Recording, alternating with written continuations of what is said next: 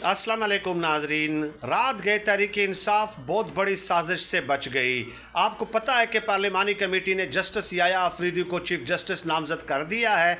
अब पार्लिमानी कमेटी में कुल 12 मेंबर्स हैं, 4 नून लीग के, 3 पीपल्स पार्टी के और 1 MQM का। मज़े की बात यह कि पार्लिमानी कमेटी ने तहरीक इंसाफ के 3 रहनुमाओं की लिस्ट भी जारी कर दी कि बैरिस्टर गौहर, बैरिस्टर अली ज़फ़र और इसके अलावा जो है साहिबजादा हामिद रज़ा हमारे साथ शामिल हैं। लेकिन फ़ौरन तहरीक इंसाफ ने इजलास बुलाया और तरदीद कर दी और कहा कि हम इस कमेटी का हिस्सा न हैं न बनेंगे।